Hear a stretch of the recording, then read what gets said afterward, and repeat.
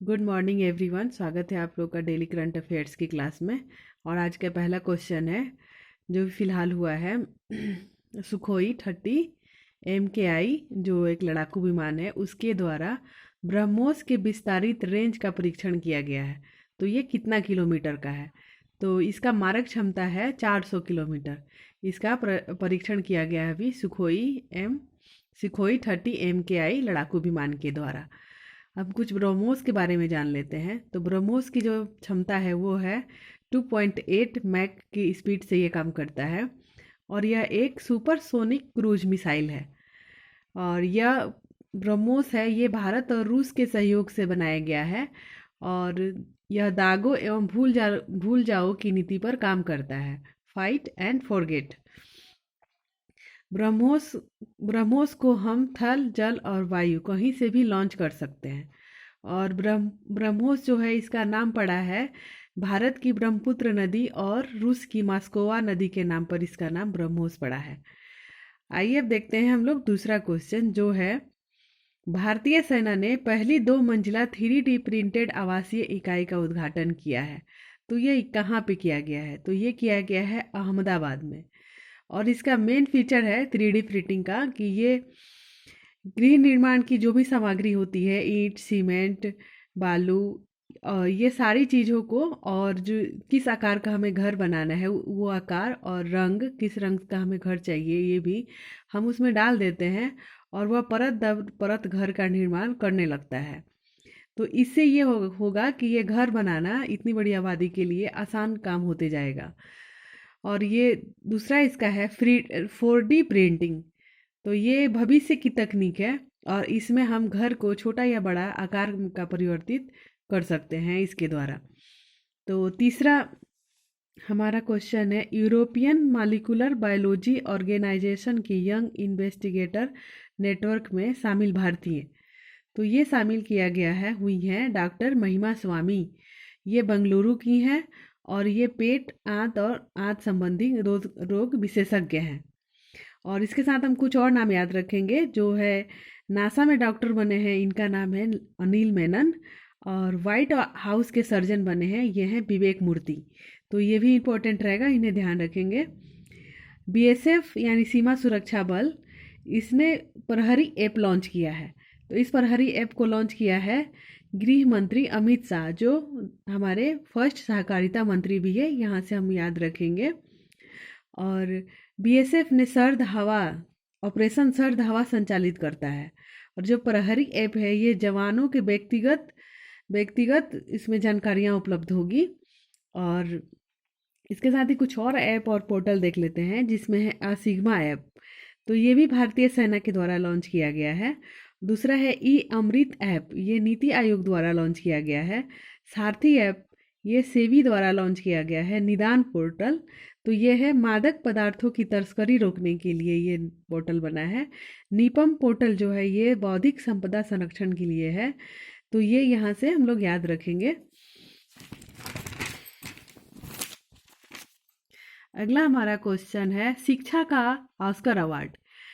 ये यूएसए के द्वारा दिया जाता है और इसका दूसरा नाम है वाइटन क्यूएस रीइमेजिंग एजुकेशन अवार्ड।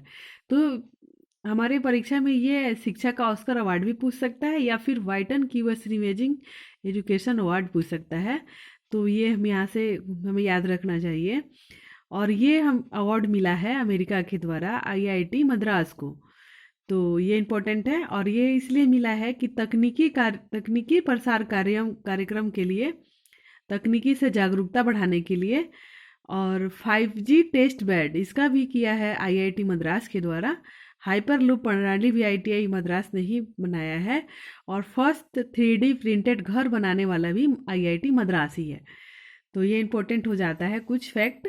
और हम अगला देखेंगे, 7वां नंबर क्वेश्चन ये है, पीएम मोदी जी द्वारा पश्चिम बंगाल की पहली वंदे भारत ट्रेन किस मार्ग पर चलाया गया? तो ये मार्ग था हावड़ा और जलपाईगुड़ी। इसी के साथ हम ये याद रखेंगे कि फर्स्ट गति शक्ति कार्गो टर्मिनल तो ये बना है आसनसोल में। और हमारे जो अभी बजट पेश हुआ है तो 22 और 23 का, उसमें घोषणा किया गया है कि 400 हम लोग गति वो वंदे भारत ट्रेन चलाएंगे 3 वर्षों में। उसी के तहत ये पहली ट्रेन है जो पश्चिम बंगाल में चलेगी। और इस ट्रेन का जो पुराना नाम है तो वो था T18। और इसका प्रारंभ में स्पीड था वो 160 किलोमीटर पर आवर था, इसे हम लोग याद रखेंगे। फर्स्ट ट्रेन जो चली थी वंदे भारत ट्रेन, यह दिल्ली और वाराणसी के बीच चली थी। और इसका निर्माण हुआ था इंटीग्रल कोच फैक्ट्री चेन्नई में। क्योंकि ये पहला पूछेगा नहीं तो इसलिए हम ये दूसरा याद रखेंगे कि ये इसका निर्माण कहाँ हुआ है, तो इंटीग्रल कोच फैक्ट्री चेन्नई में। और दूसरी चली थी दिल्ली से कटरा।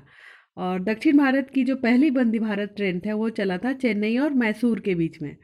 और ऐसे ही हम याद रखेंगे कि बिहार के लिए वंदे भारत की 2 ट्रेनें चलाई जाएंगी अपने बिहार में। तो ये इम्पोर्टेंट हो जाएगा यहाँ से।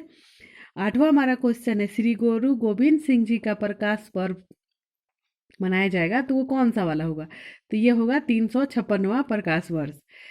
ये गुरु गोविंद सिंह के बारे में हम कुछ जान लेते हैं। यह सिख धर्म के 10वें गुरु थे और इन्होंने 5 ककार वो किया था।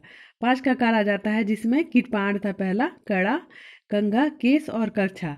तो ये इम्पोर्टेंट हो जाता है इसके लिए। और गुरु गोविंद सिंह ही ने गुरु ग्रंथ साहिब को अस्थाई गुरु बनाया था। ये एक बुक है गुरु ग्रंथ साहिब, इसको अस्थाई गुरु बनाया गया था। और इनके पिता थे गुरु तेग बहादुर, जो सिखों के 9वें गुरु थे और जिन्हें हिंद दी चादर कही जाती है। और उसके बाद से अगला क्वेश्चन है, स्टे सेफ ऑनलाइन।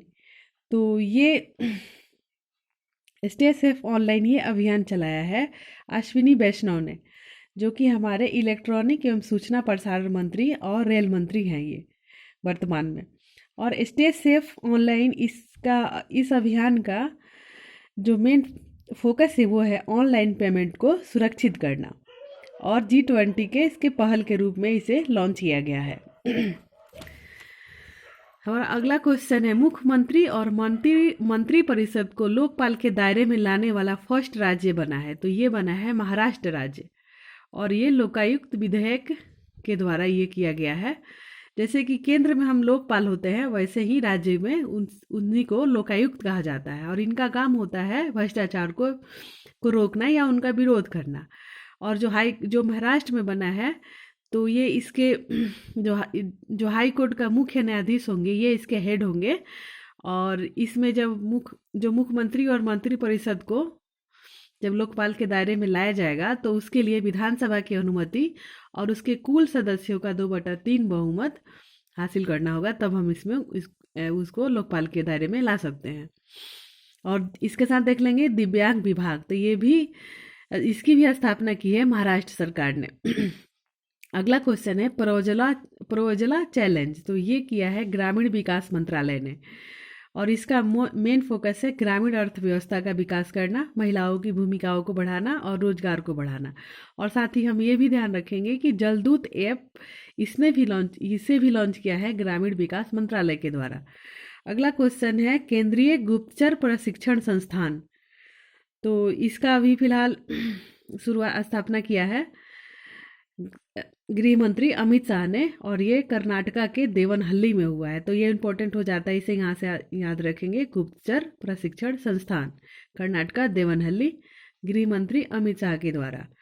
8 लेन का जुआरी ब्रिज, जो दूसरा सबसे लंबा केबल ब्रिज है, ये कहाँ बनाया गया है, तो ये बनाया गया है जुआरी नदी पर गोवा में। और इसकी लंबाई है 640 मीटर। और पहला जो ब्रिज है वो भरूच में बना, गुजरात में। और इसका जो लंबाई है वो है 1344 मीटर।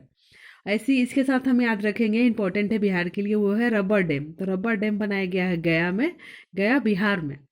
और अगला क्वेश्चन है, लूला डिसिल्वा, ये तीसरी बार राष्ट्रपति बने हैं, तो ये कहाँ के बने हैं, तो ये बने हैं ब्राज़ील के। बोल्सोनारो की जगह पर ये तीसरी बार ब्राज़ील के राष्ट्रपति बने हैं। और इनकी जो पार्टी है, कई बार पार्टियों से क्वेश्चन पूछे जाते हैं, तो वो है वर्कर्स पार्टी। तो ये वर्कर्स पार्टी याद रखेंगे यहाँ से। और इनको जो चुनाव हुआ था उसमें 50.8% वोट इनको मिला था। और ये 2003 से 2010 तक भी ब्राज़ील के राष्ट्रपति रह चुके हैं। और इसी के साथ हम ब्राज़ील के बारे में कुछ जानकारी रखेंगे, जो कि वहाँ का जो कॉफ़ी बागान है उसको फेजेंडा कहा जाता है। और अमेजोन वर्षा वन भी यहीं पाया जाता है, जिसे पृथ्वी का फेफड़ा कहा जाता है। तो ये चीज़ें यहाँ से याद रखेंगे। ये था आज का कुछ करंट अफेयर्स। तो थैंक यू। वीडियो अच्छा लगे तो लाइक शेयर एंड सब्सक्राइब करें। Thank you.